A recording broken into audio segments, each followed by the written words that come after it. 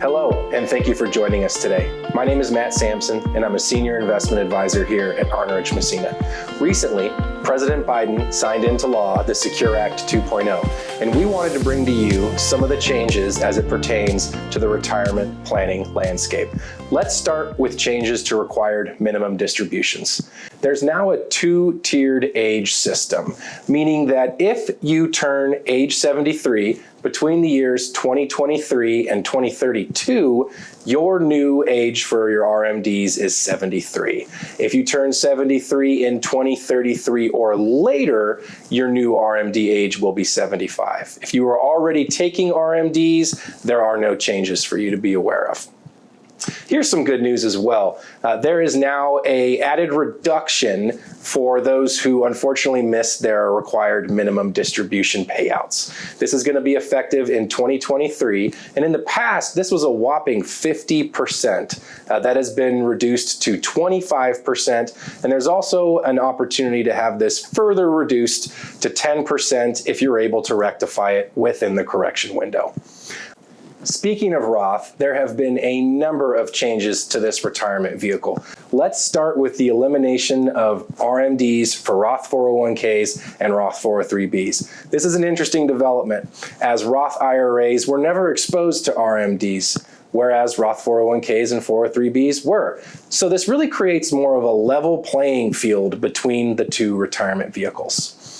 Also, for our self-employed clients, SEP and simple IRAs are now eligible for direct Roth contributions. This is more of an administrative fix than it is a new planning strategy, as Roth conversions on these retirement accounts were always allowed with some nuance, but it does make the process more straightforward.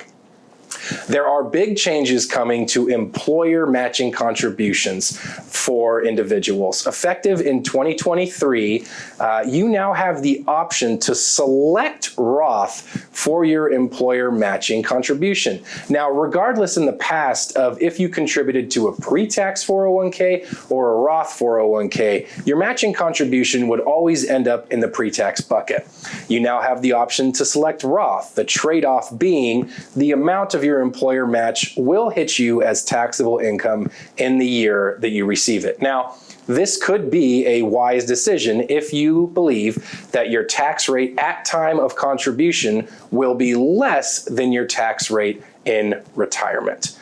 We do want to emphasize, though, that this applies only to matching and non-elective contributions, not to profit-sharing contributions.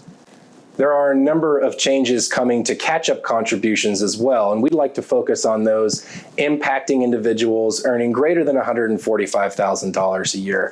For your catch-up contributions, and as a reminder, this is for individuals who are 50 or greater, allowed to contribute more to your 401k or 403b accounts. If you earn more than $145,000 a year, you will be required to make the catch-up component of your contribution to your Roth bucket. Some key takeaways for us. It is clear that access to Roth vehicles is being prioritized in DC. We think this may be in part due to the government realizing Roth comes with immediate tax revenue. 529 to Roth transfers is another component of the Secure Act that has received a lot of attention from the news. And there's good reason. This is an attractive opportunity for families or individuals who may have overfunded their 529 plans. That being said, there are a number of criteria that must be met in order for this strategy to work out.